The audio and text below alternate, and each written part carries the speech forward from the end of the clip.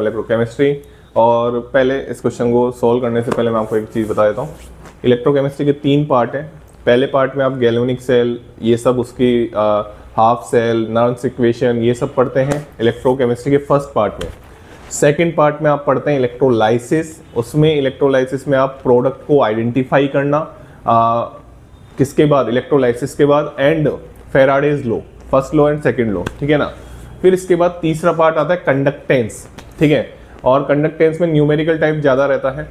फिर एक पार्ट की और बात करते हैं जिसको है ना बच्चे है ना लाइटली ले लेते हैं, मतलब बहुत लाइटली ले लेते हैं। उस पार्ट के बेस पे क्वेश्चन है, और ऐसा एक क्वेश्चन नहीं, पता नहीं कितने क्वेश्चन आए 2025 में ही, और उस पार्ट का नाम है batteries and fuel cell and corrosion. जी हाँ, तो आप ध्यान से सुन लीजिए। अब चैप्टर के 3 पार्ट नहीं रह गए, चैप्टर के 4 पार्ट रह गए। चौथा जो पार्ट है ना वो बच्चा मत छोड़ के जाना, क्वेश्चन आता है वहां से, तरीके से क्वेश्चन आता है। केवल आपको अगर क्या चीज़ याद होनी चाहिए वो भी मैं बताने वाला हूँ। क्या, कौन सा पार्ट बोला मैंने?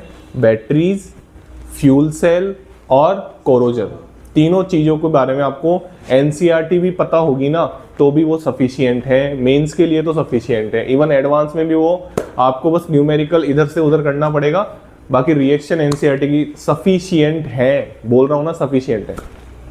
फिजिकल केमिस्ट्री की, इलेक्ट्रोकेमिस्ट्री की एनसीईआरटी, बात समझ में आ गई। तो मैं आपको समझाता हूँ कि ये जो बैटरीज वाले पार्ट से है ना कैसा क्वेश्चन आता है। देखो बैटरीज वाले पार्ट में आपको पता होना चाहिए, पहले तो बैटरीज पता है ना आपको, 2 टाइप की होती है, प्राइमरी सेकेंडरी। मैं डिटेल में नहीं जाऊँगा, उसके लिए मैं देखूंगा जैसे जैसे क्वेश्चन आते जाएंगे वैसे वैसे बताता जाऊँगा, ठीक है।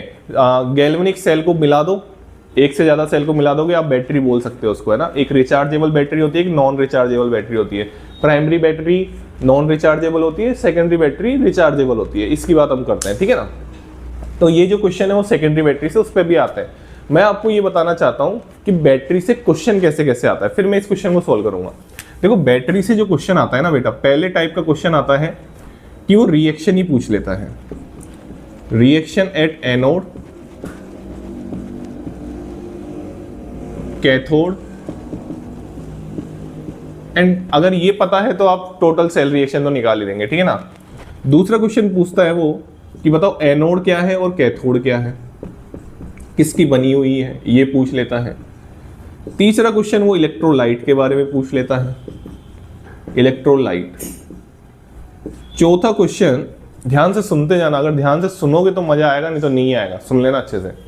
चौथा क्वेश्चन वो पूछता है, अगर आपको रिएक्शन याद है ना तो वहां से फेराडे लॉ को लगवा लेगा आपसे, फेराडे लॉ। जी हाँ लगवा लेगा, कैसे लगाएगा वो भी मैं आपको बताऊंगा।